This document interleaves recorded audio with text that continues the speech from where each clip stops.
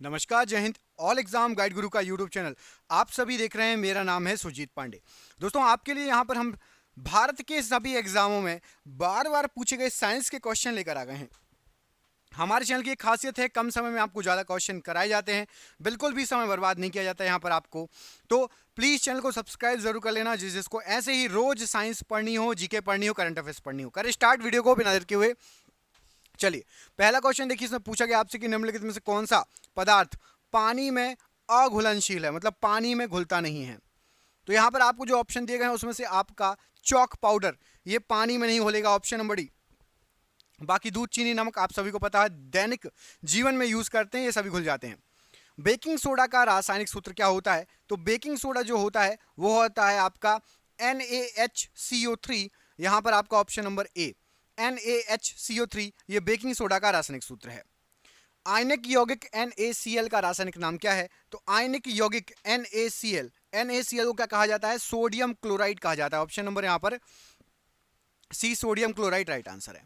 निम्नलिखित में से किस तत्व की परमाणु त्रिज्या सबसे अधिक है? यहां पर आपको जो ऑप्शन दिए गए इसमें से लिथियम की परमाणु त्रिज्या सबसे अधिक है। Option number A, lithium right answer है। नीचे दिए गए विकल्पों में से सर्वाधिक अभिक्रियाशील धातु का चयन कीजिए। तो सबसे ज्यादा अभिक्रियाशील धातु यहां पर आपको जो ऑप्शन दिए गए हैं सोडियम है। सोडियम को मिट्टी के तेल में इसलिए रखा जाता है। ऑप्शन नंबर ए, सोडियम प्रश्न के लिए राइट आंसर है। बैटरी एसिड का रासायनिक नाम क्या है? तो बैटरी एसिड, इसका रासायनिक नाम आपका sulphuric acid. Option number D, sulphuric acid प्रश्न के लिए राइट आंसर है। लिटमस विलयन जब ना तो अम्लीय हो ना ही क्षारीय, तो उसका रंग कैसा होगा? तो लिटमस विलयन ना ही अम्लीय हो ना ही क्षारीय, तो उसका जो रंग होगा वो होगा आपका बैगनी। ऑप्शन नंबर सी, बैगनी कलर का होगा वो। ऑप्शन नंबर सी यहां पर राइट आंसर है। क्रोमियम का परमाणु क्रमांक इनमें से कितना होता है? तो क्रोमियम का परमाणु क्रमांक होता है आपका 24। ऑप्शन नंबर यहां पर भी 24 राइट आंसर है। हाइड्रोजन का परमाणु द्रव्यमान लगभग कितना होता है? तो हाइड्रोजन का परमाणु द्रव्यमान लगभग होगा आपका 1, है ना। आवर्त सारणी में सबसे पहले आता है हाइड्रोजन। ऑप्शन नंबर यहां पर भी 1 राइट आंसर है। विंडो क्लीनर में निम्नलिखित में से कौन सा क्षार पाया जाता है? तो विंडो क्लीनर जो होता है उसमें आपका क्षार पाया जाता है ammonium hydroxide. Option number A, ammonium hydroxide right answer है। निम्नलिखित में से कौन सा सोडियम एल्यूमिनेट का सही रासायनिक सूत्र है? तो सोडियम एल्यूमिनेट जो होता है वो आपका होता है NaAlO2। Option number B, NaAlO2। Option number यहां पर भी सोडियम एल्यूमिनेट के लिए राइट आंसर हो जाएगा। दोस्तों, क्वेश्चन देख रहे हो क्या गजब के लेवल के हैं। ऐसे क्वेश्चन एग्जाम में आते हैं बार बार। अगला क्वेश्चन देखिए, निम्नलिखित में से किसको पदार्थ की 5 व्यवस्था माना गया है? तो पदार्थ की जो 5 व्यवस्था माना गया है, राइट आंसर हो जाएगा यहां पर प्रश्न के लिए आपका option number Bose Einstein condensate. इसको पदार्थ की जो है 5वीं अवस्था माना गया है। बोस आइंस्टाइन कंडेंसेट, पदार्थ की 5वीं अवस्था। ठोस, द्रव, गैस, प्लाज्मा पढ़ा होगा ना, ये 5 व्यवस्था है। 4 अवस्थाएं पढ़ी है, 5 व्यवस्था है। दोस्तों, आपके लिए हमने भारत में पिछले 30 साल से हर एग्जाम में जो बार बार क्वेश्चन रिपीट हो रहे हैं, जो जिस एग्जाम की तैयारी करें आप, उसमें भी वो क्वेश्चन आए हैं, ऐसे 10,000 जीके के एमसीक्यू ऑब्जेक्टिव टाइप 4 ऑप्शन वाले इकट्ठे कर लिए हैं और आपको इसकी पीडीएफ में बना दी है हमने। तो ये पीडीएफ आपको मिल जाएगी। मतलब आप जिस एग्जाम की तैयारी कर रहे हैं उसमें भी आए हुए, बार बार आए हुए क्वेश्चन, और आगे भी आपको आते रहेंगे ऐसे क्वेश्चन। और कितने छांट लिए हैं? 10,000 क्वेश्चन छांट लिए हैं। 10,000 कम नहीं होते। यदि आपने ये 10,000 जीके जीएस के क्वेश्चन याद कर लिए तो आपका जीके जीएस बिल्कुल पेपर में बिल्कुल पक्का मजबूत जाएगा। निकलने के चांसेस रहेंगे। जीके जीएस में आपकी अच्छी स्कोरिंग हो जाएगी। ये पीडीएफ व्हाट्सएप पर सभी को मिल जाएगी। सभी को, आप सभी को ये पीडीएफ मिल जाएगी। 300 रुपए की पीडीएफ है, सिर्फ 99 रुपए में। हर स्टूडेंट के लिए अभी ये ऑफर चल रहा है, चूंकि एग्जाम चल रहे हैं। 99 रुपए में से आप में से हर व्यक्ति खरीद सकता है। ठीक है, हमारे चैनल से जो व्यक्ति जुड़ा है सबको 99 रुपए में ये पीडीएफ मिल जाएगी। 10,000 जीके के एमसीक्यू। आप बुक लेने जाओगे मार्केट में तो आपको 300-400 रुपए की पड़ेगी। यहां पर 99 रुपए में आपको व्हाट्सएप पर पीडीएफ मिल जाएगी। आराम से पढ़ो। नीचे दिए गए नंबर पर कांटेक्ट कर लेना। आपके एग्जाम में इसमें से क्वेश्चन फंस सकते हैं, बिल्कुल फंसेंगे, 100% चांसेस है। तो नीचे दिए गए नंबर पर कांटेक्ट कर लेना जिसे इसको पीडीएफ चाहिए हो। ठीक है, व्हाट्सएप या फिर कॉल कर लेना। अगला क्वेश्चन देखिए, आलू में स्टार्च के साथ अभिक्रिया करने के बाद नीले रंग में परिवर्तित हो जाता है। तो आलू में स्टार्च के साथ अभिक्रिया करने के बाद नीले रंग में परिवर्तित हो जाता है। इनमें से क्या राइट आंसर हो जाएगा आपका? आयोडीन। आयोडीन स्टार्च के साथ अभिक्रिया करता है और नीले रंग में परिवर्तित हो जाता है। Option number B right answer है। मेंडलीव की आवर्त सारणी के अनुसार कार्बन का परमाणु क्रमांक कितना है? तो मेंडलीव के अनुसार कार्बन का परमाणु क्रमांक आपका 6। ऑप्शन नंबर यहां पर ए 6 प्रश्न के लिए राइट आंसर है। चूना पत्थर, खड़िया और संगमरमर ये डैश के विभिन्न रूप हैं। तो चूना पत्थर, खड़िया और संगमरमर ये आपके कैल्शियम कार्बोनेट के विभिन्न रूप हैं। Option number D calcium carbonate right answer है।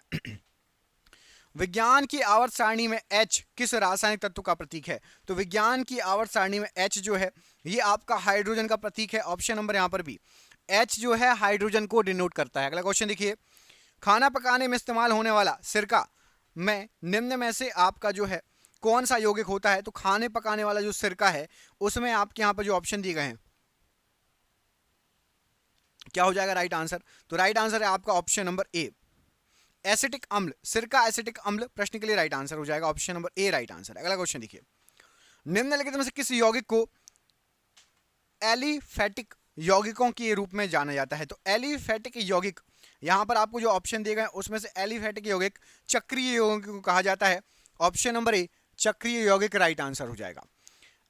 एथेनोइक अम्ल को डैश के रूप में भी जाना जाता है। तो जो एथेनोइक अम्ल है इसको एसिटिक अम्ल भी कहा जाता है। ऑप्शन नंबर ए एसिटिक अम्ल राइट आंसर हो जाएगा। धातुओं का वह गुण है डैश, धातुओं का वह गुण है जिसके कारण उसे खींचकर पतले तार बनाए जा सकते हैं। तो आघात वर्धीनता या तन्यता। तो राइट आंसर इसमें से तन्यता। तन्यता एक ऐसा गुण है आराम से पतली होकर चादर बन सकती है, बहुत पतला, सोने होने को आप चांदी को बहुत पतला तार बना सकते हैं। ऑप्शन नंबर यहां पर सी तन्यता प्रश्न के लिए बिल्कुल सही आंसर है। बेकिंग सोडा का सामान्य नाम क्या है? तो बेकिंग सोडा का सामान्य नाम है आपका sodium bicarbonate. Option number D sodium bicarbonate प्रश्न के लिए बिल्कुल सही आंसर है। निम्नलिखित में से कौन सा आधुनिक आवर्त सारणी का एक उत्कृष्ट रासायनिक तत्व है? तो आधुनिक आवर्त सारणी का उत्कृष्ट रासायनिक तत्व यहां पर आपको जो ऑप्शन दिए गए उसमें से आपका neon. Option number B neon प्रश्न के लिए बिल्कुल सही आंसर हो जाएगा। भोपाल गैस त्रासदी किस वर्ष हुई थी? तो भोपाल गैस त्रासदी जो हुई थी यहां पर राइट आंसर हो जाएगा ये आपकी 1984 में हुई थी। Option number C 1984 right answer है। एक्वारेजिया सांद्र हाइड्रोक्लोरिक अम्ल और सांद्र नाइट्रिक अम्ल का आयतन के अनुसार डैश के अनुपात में तैयार किया गया ताजा मिश्रण है। तो जो एक्वारेजिया होता है इसमें आपका एक तो होता है सांद्र हाइड्रोक्लोरिक अम्ल और सांद्र नाइट्रिक अम्ल, और इनका जो अनुपात होता है ये आपसे पूछा गया है। तो यहाँ पर एक्वारेजिया में जो अनुपात होता है राइट आंसर हो जाएगा आपका ऑप्शन नंबर ए 3:1 में होता है सांद्र हाइड्रोक्लोरिक अम्ल और सांद्र नाइट्रिक अम्ल। ऑप्शन नंबर ए प्रश्न के लिए राइट आंसर है। निम्नलिखित में से कौन सा उपधातु मेटलाइट का उदाहरण है? तो उपधातु मेटलाइट का उदाहरण है आपका यहाँ पर बोरोन। ऑप्शन नंबर यहाँ पर डी बोरोन प्रश्न के लिए बिल्कुल सही आंसर हो जाएगा। अगला क्वेश्चन देखिए, मेंडलीव की आवर्त सारणी में हाइड्रोजन का परमाणु क्रमांक कितना है? तो हाइड्रोजन का परमाणु क्रमांक मेंडलीव की आवर्त सारणी में है आपका 1। ऑप्शन नंबर यहाँ पर डी 1 प्रश्न के लिए बिल्कुल सही आंसर हो जाएगा। अगला क्वेश्चन देखिए, सल्फर का परमाणु क्रमांक कितना होता है? तो आपका जो सल्फर है इसका परमाणु क्रमांक आपसे पूछा गया है। राइट आंसर क्या हो जाएगा प्रश्न के लिए? एक काम करो, इस प्रश्न का आंसर आप कमेंट बॉक्स में कमेंट करके बताओ। देखते हैं आप में से कितने लोगों को पता है कि सल्फर का परमाणु क्रमांक कितना होता है। मैं 2 ऑप्शन दे रहा हूं, एक तो है 15, दूसरा है 16। 16 या 15 में से सल्फर का परमाणु क्रमांक बताओ। निम्नलिखित में से कौन सा गहरे लाल रंग का पत्थर है जिसका उपयोग एल्यूमिनियम गलाने में कच्चे माल के रूप में किया जाता है? तो गहरे लाल रंग का पत्थर जिसका प्रयोग एल्यूमिनियम गलाने के लिए कच्चे माल के रूप में किया जाता है वो है आपका बॉक्साइट। ऑप्शन नंबर यहां पर बी बॉक्साइट प्रश्न के लिए राइट आंसर है। निम्नलिखित में से कौन सी धातु ठंडे जल के साथ त्वरित अभिक्रिया करती है? तो ठंडे जल के साथ त्वरित अभिक्रिया पोटेशियम करेगी। ऑप्शन नंबर यहां पर बी पोटेशियम राइट आंसर हो जाएगा। जब रोटी ऊपर उठती है और सिकती है, जब सेंकते हैं तो फूलती है ना, तो डैश आटे में हजारों बुलबुले बनाती है। कौन सी गैस होती है जिसके कारण फूलती है रोटी? तो यहां पर राइट आंसर हो जाएगा कार्बन डाइऑक्साइड गैस के कारण बुलबुले बनते हैं और उससे ही रोटी आपकी फूलती है। ऑप्शन नंबर यहां पर ए कार्बन डाइऑक्साइड राइट आंसर है। आवर्त सारणी में एन किस रासायनिक तत्व को दर्शाता है? तो एन जो है nitrogen, option number B, nitrogen को दर्शाता है एन। जिसमें अम्ल एवं क्षार की अभिक्रिया के परिणाम स्वरूप लवण तथा जल बनते हैं उसे क्या कहा जाता है? तो अम्ल और क्षार की अभिक्रिया स्वरूप लवण और जल बनते हैं, वो आपकी उदासीनीकरण की अभिक्रिया होती है, ऑप्शन नंबर सी, उदासीनीकरण की अभिक्रिया राइट आंसर है। आधुनिक आवर्त सारणी में जो है आवर्तों और समूहों की कुल संख्या कितनी है? तो आवर्तों और समूहों की कुल संख्या पूछी गई है आधुनिक आवर्त सारणी में, राइट आंसर हो जाएगा आपका 7 आवर्त और समूह है 18, ऑप्शन नंबर डी, 7 आवर्त और 18 समूह राइट आंसर हो जाएगा। आवृत्त बीजी मतलब एंजियोस्पर्म को बीज में मौजूद बीज पत्रों की संख्या के आधार पर समूहों में विभाजित किया गया है, कितने समूहों में विभाजित किया गया है? तो यहां पर राइट आंसर हो जाएगा इसको 2 समूहों में विभाजित किया गया है, ऑप्शन नंबर यहां पर भी 2 समूहों में विभाजित किया गया है, राइट आंसर है। दूध में अशुद्धियों को अलग करने के लिए निम्नलिखित में से किस तकनीक का उपयोग किया जाता है? तो दूध में अशुद्धियों को अलग करने के लिए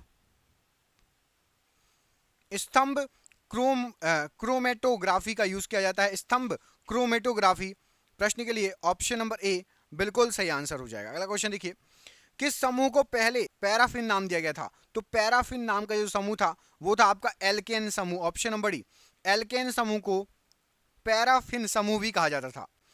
अर्नेस्ट रदरफोर्ड ने स्वर्ण पत्र का प्रयोग के परिणामों को कब प्रकाशित किया जिससे यह पता चला कि परमाणु नाभिक के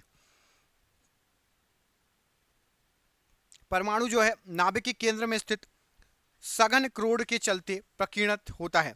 तो राइट आंसर हो जाएगा ये अर्नेस्ट रदरफोर्ड ने ये किया था प्रयोग, और ये प्रकाशित जो हुआ था इनका प्रयोग वो सन था आपका 1911 की बात है, ऑप्शन नंबर बी, 1911 में ये प्रकाशित हुआ था, ऑप्शन नंबर यहां पर बी राइट आंसर हो जाएगा।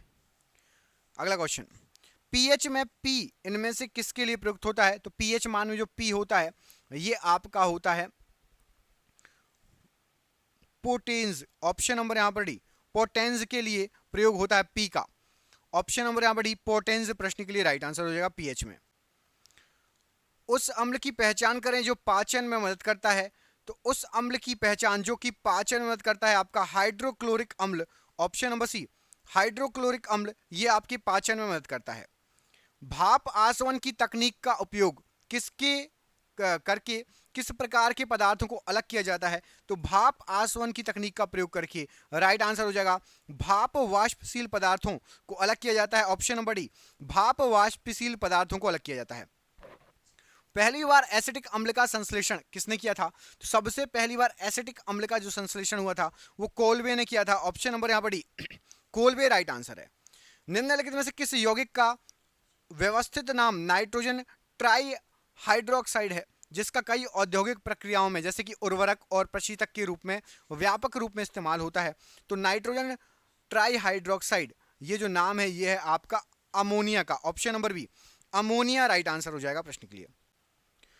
उस शब्द की पहचान करें जिसका अर्थ आवर्त सारणी का ऊर्ध्वाधर स्तंभ है। तो आवर्त सारणी का जो ऊर्ध्वाधर स्तंभ होता है उसको कहा जाता है समूह, ऑप्शन नंबर यहां पर सी, समूह प्रश्न के लिए बिल्कुल सही आंसर है। CHCl3 का सामान्य नाम क्या है? तो CHCl3 जो होता है ये आपका क्लोरोफॉर्म होता है, ऑप्शन नंबर ए, क्लोरोफॉर्म जो होता है ये CHCl3 होता है। निम्नलिखित में से कौन सक्रिय परिवहन का उदाहरण है? तो यहां पर आपको जो ऑप्शन दिए गए उसमें से आपका सोडियम पोटेशियम पंप ये सक्रिय परिवहन का उदाहरण है, option number D, sodium potassium pump right answer है। निम्नलिखित में से क्या चट्टान बनाने वाले सिलिकेट खनिजों का एक बड़ा समूह है जो भूपर्पटी के 50% से अधिक का गठन करता है तथा कांच और सिरेमिक उद्योगों में व्यापक रूप में इस्तेमाल होता है? तो 50% से अधिक भूपर्पटी जो बनी हुई है जिसमें सिरेमिक के लिए भी यूज होता है यह है आपका feldspar, option number C, feldspar प्रश्न के लिए राइट आंसर है। पोटेशियम हाइड्रोक्साइड की रासायनिक संरचना की पहचान कीजिए। तो पोटेशियम हाइड्रोक्साइड की जो रासायनिक संरचना होगी राइट आंसर क्या हो जाएगा प्रश्न के लिए? ये कहा जाता है आपका KOH, ऑप्शन नंबर यहां पर ए, KOH प्रश्न के लिए पोटेशियम हाइड्रोक्साइड के लिए राइट आंसर है। आवर्त सारणी के समूह 13 का कौन सा तत्व कमरे के तापमान से कुछ अधिक होने पर द्रव अवस्था में बदल जाता है। तो कमरे के तापमान से थोड़ा सा अधिक होगा तो द्रव अवस्था में। यहाँ पर जो ऑप्शन दिए गए हैं उसमें से आपका gallium, option number D, gallium कमरे के तापमान से थोड़ा अधिक यदि आपका टेम्परेचर हो तो द्रव अवस्था में बदल जाएगा। ऑप्शन नंबर यहाँ पर डी राइट आंसर है।